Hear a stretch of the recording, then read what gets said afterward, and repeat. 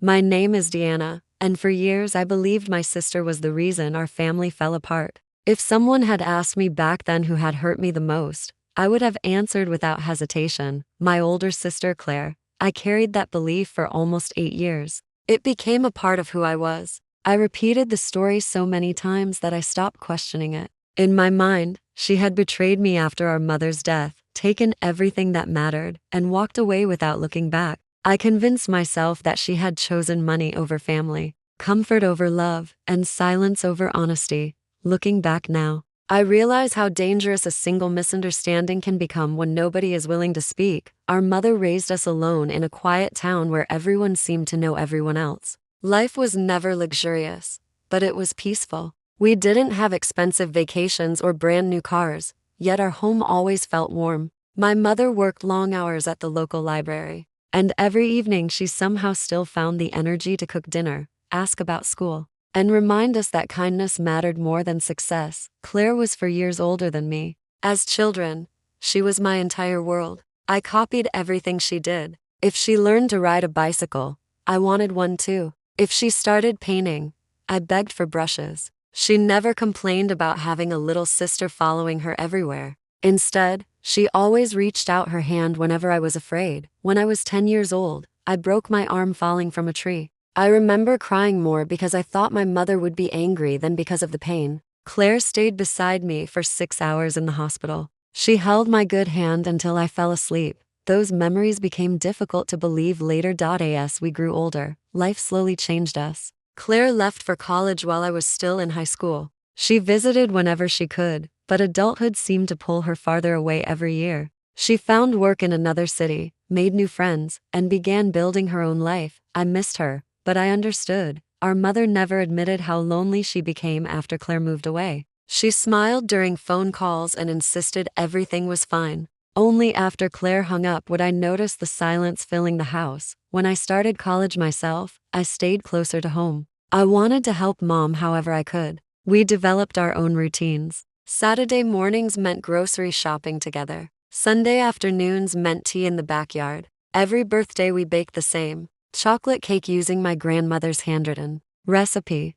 Those ordinary moments became treasures. I didn't know I was collecting. Then everything changed within a single year. Mom became tired all the time. At first she blamed work. Then she blamed age. Later she blamed stress. She insisted she simply needed more sleep. But deep inside, I knew something wasn't right. The diagnosis came quietly: cancer. I remember sitting beside her in the doctor's office, staring at the floor because I couldn't bear to look at her face. The room suddenly felt too small, the air too heavy to breathe. She reached for my hand before I reached for hers. That small gesture told me she was comforting me instead of herself. Claire came home immediately after hearing the news. She requested time off work and stayed with us for several weeks. During those weeks, the three of us almost became a family. Again, we laughed more than we cried.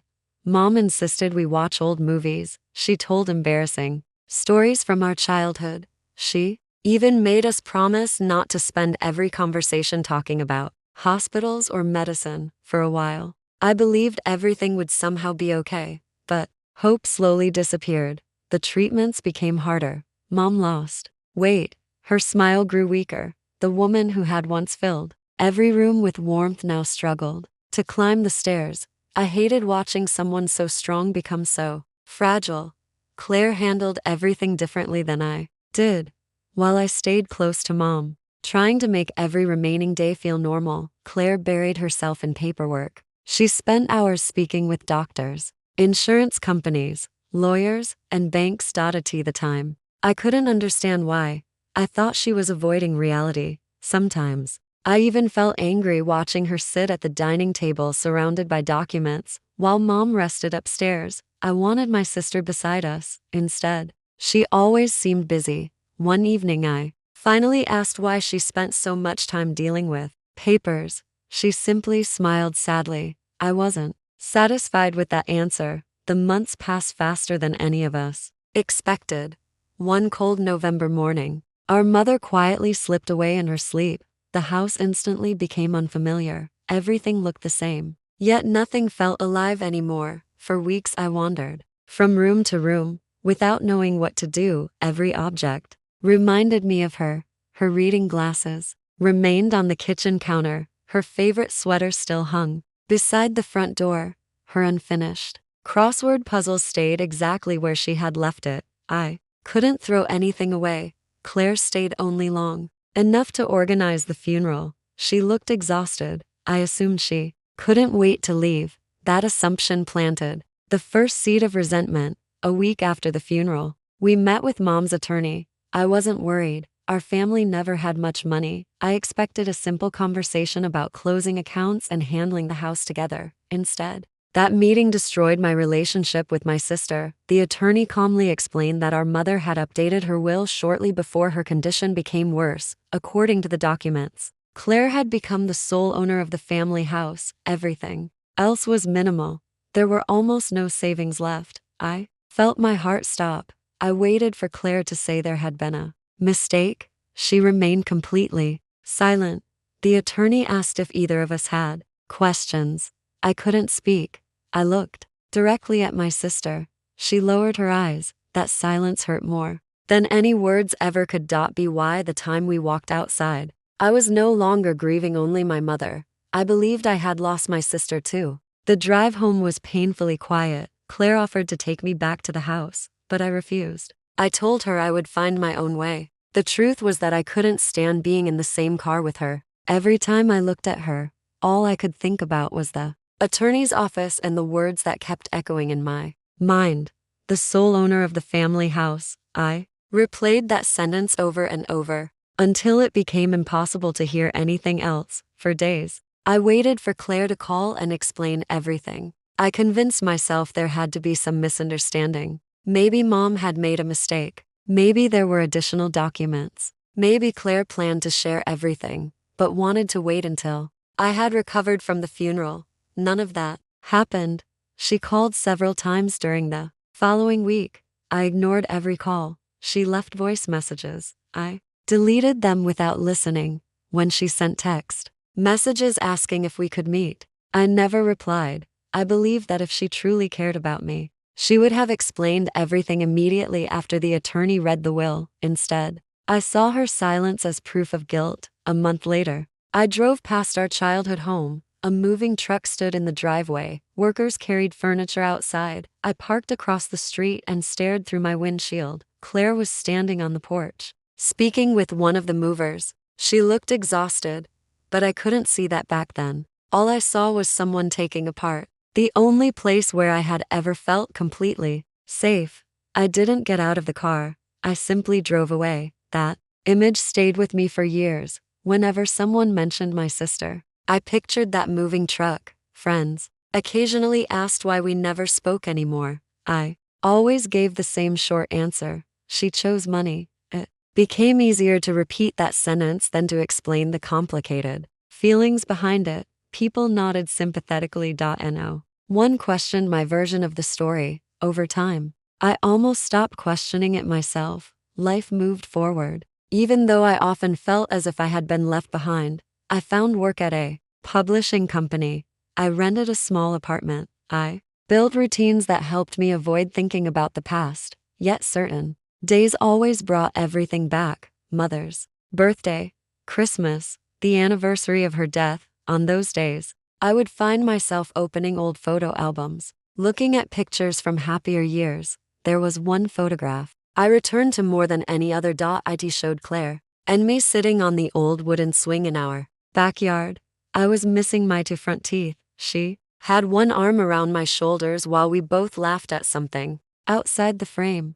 Every time I looked at that picture, I wondered how two people who had once loved each other so completely could become strangers. Sometimes anger slowly turned into curiosity. Why had Mom changed her will? Why hadn't she told me? Why had Claire never defended herself? The questions never disappeared. I simply learned to live beside them. Almost 8 years passed. Then one ordinary Tuesday morning, my phone rang. The number was unfamiliar. Normally, I would have ignored it, but something made me answer. The voice belonged to an elderly woman. She introduced herself as Margaret. At first, I couldn't place the name. Then she reminded me that she had worked with my mother at the library for nearly 20 years. I remembered her immediately. she spoke gently, almost hesitantly. She explained that she had recently moved into a retirement community and had been sorting through old boxes. While cleaning, she found something with my mother's name on it. She believed it belonged to me. We agreed to meet later that afternoon. I didn't expect anything important. I assumed it would be an old photograph, or perhaps one of Mom's books. When Margaret opened the small cardboard box, I felt a strange wave of nostalgia. Inside were several family photographs, an old necklace, a notebook, and a sealed envelope. Across the front, in my mother's handwriting, were 4 simple words, "For Emily." My heart immediately began racing. I recognized her handwriting instantly. Margaret looked surprised. She told me she had never opened the envelope. Apparently, my mother had accidentally left the box at the library during one of her treatments, and everyone assumed a family member had already collected it. Somehow, it had been placed into storage and forgotten. For nearly 8 years, my hands trembled as I picked up the letter. The paper had turned slightly yellow. The edges were worn. I wasn't sure I was ready to read it. After thanking Margaret, I drove home without turning on the radio. The envelope rested on the passenger seat beside me. Several times, I almost pulled over. Instead, I waited until I reached my apartment. I sat alone at the kitchen table for almost 20 minutes. I simply stared at the envelope. I suddenly realized something. This was the last thing my mother had ever written specifically for me. That thought alone almost made me cry. Finally, I broke the seal. The first line immediately blurred my vision. My sweet Emily. It felt as though I could hear her voice. She wrote that she knew I would probably be angry after she was gone. She wrote that sometimes love required making decisions that looked unfair from the outside. Every sentence seemed to raise even more questions. Then I reached one paragraph that made me stop breathing. She wrote that Claire had sacrificed far more than I would probably ever know. I read the sentence again, then again. It couldn't be right. According to everything I believed, Claire had been the selfish one, yet my mother's words described someone completely different.